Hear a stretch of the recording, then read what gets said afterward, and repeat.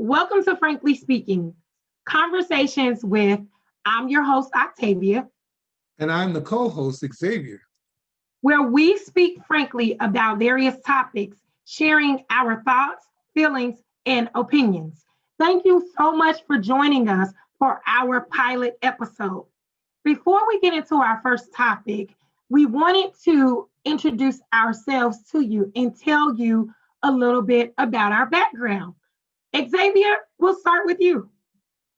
Well, a little bit about me, not to take up too much of your time because you know I can talk. But hey, I'm an all-around American guy. I have a long history in the background in business management. Started roughly years ago, Pittsburgh, Pennsylvania. I'm original Ohio native, by way of Pittsburgh, Pennsylvania. Studied business management, and from there, I've just been around the world doing business management, currently into that field now. But I always had a knack and a feel for community service. So this is who I naturally am, is to be in community service and helping one another. So I'm currently enrolled into school and pursuing my career, my second career, should I say, into social work, to become a social worker. So that's where I feel my passion and finally starting to understand my purpose. I'm a father of two. They're both adults now and have a very close connection with them. And that's my number one goal and the mission was to always instill positivity, foundation, values, and morals. Kind of off on a sidebar, but my eldest son, he's studying to be actually a minister now. So he's soon to be ordained. So makes me feel proud that he took a lot away from his upbringing and the multitudes of conversation because I don't think either one of my sons has ever gone to bed without some type of conversation and pep talk from me. And I'm an all outgoing type of individual. Like I said, anything communication wise, nature wise, I'm a nature barrier. So I love to do a lot of outdoor things and anything that's connected to nature. You pretty much got me when it comes to that. And of course, being a talker, I love to talk because I like to get into individuals' head. So that's pretty much about, who I am and where I am currently. So we're going to turn it back over to you, Octavia. Tell the world a little bit about yourself. Well, I have a very extensive food and beverage background. I'm a great deal of an expert in that field. I would like to say. I also have been in broadcasting for over 20 years, and I am a mother of two as well. I have a lot of godchildren and a great amount of mentees also that love me, adore me, they're crazy about me, and I'm really proud of them and their progress. They help to give me meaning daily, in addition to my two wonderful boys. Mm-hmm. I wanted to dedicate this first episode to my former mentor, the late Christopher Carlton Askew, who was very instrumental in helping me grow and build into my media career. He was an awesome man, and I now live my life daily, especially when doing broadcasting, just to make him proud and let him know that his work and everything that he put inside of me to invest in me to grow was not in vain. So now that we're finished with our introductions, Xavier, I was going to leave you to introduce our first topic that we will be discussing today and tell them where this actual thought of the topic derived. Well, today's episode is going to be about unity. So we're actually really going to talk about unity, try to break down and get a better understand with our viewing audience on what unity is. I apologize because I was going to have the actual definition up, but for most people, they understand the definition of unity.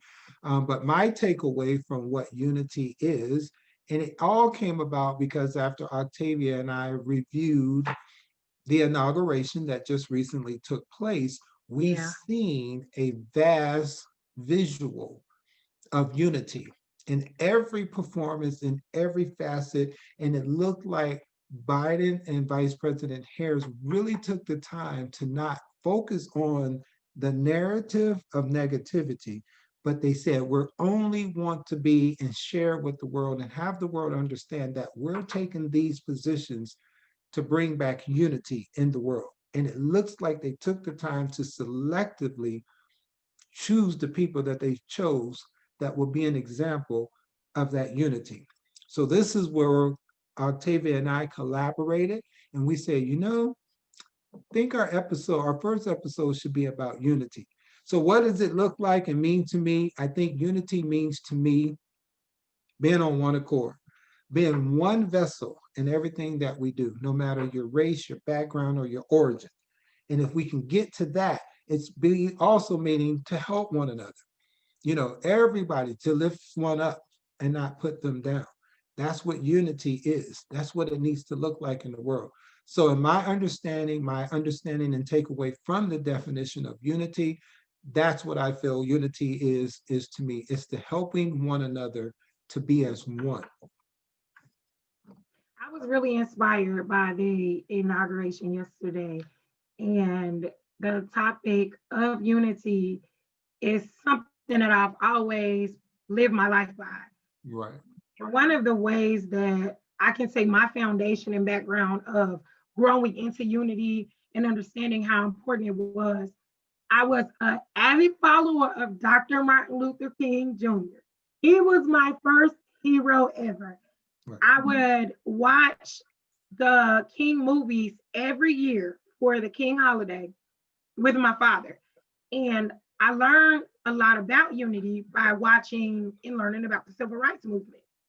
And so I began to live my life by feeling that I can impact the world Right. the way that I can in order to make us move forward as a people for greater purpose by being that unified person. Right. So, as an example of just trying to make sure that there is peace within the community, peace within structure and organizations, and that to me is one of the ways to help unify and move forward. So it's unity is a very important thing to me. I just value it. I always believe in progress, but I also feel that if people have individual issues internally, that helps to add to a separation where they might have trust issues and they feel like one experience that they might have had with one person that may look the same way as the other person, Right. the same way, have a similar background as the other person, take all that, bulk it into one, and then they automatically have a prejudice, which becomes a barrier to unify and it starts to bring about separation. Right. So in order to avoid those type of prejudices and to have that unity, what do you feel is a good way, Xavier, that people should try to move forward to break those barriers? There's a multitude of things I would like to add to that, but just in starting, I think we need more examples. I think we need more leaders to be the example. As I communicated with you, over the last week or so about being the example. Like I would consider myself an example, you would consider yourself an example, because when people are in our presence, we tend to either retract them or get them back on track, whether it be negativity, whether it be being biased of one another or differences of opinion. And again, when you think about the word unity, and something came to me when you were speaking, is when you write the word out, unity, but take off the Y, it's unit. And we Mhm. need to live as one unit, no One matter unit. how many colors, and we look like the rainbow, but we function and we maneuver through the world as a unit. And that's where we start, is understanding people on how to be moving in the world as a unit. You can still do whatever you do, but it's about respect. It's about helping each other out. It's about not being biased, judgmental, et cetera, but to make sure that we be the examples. And that's what I say where it starts. If we were to start anywhere, being the start of being the example. And I feel like it is possible.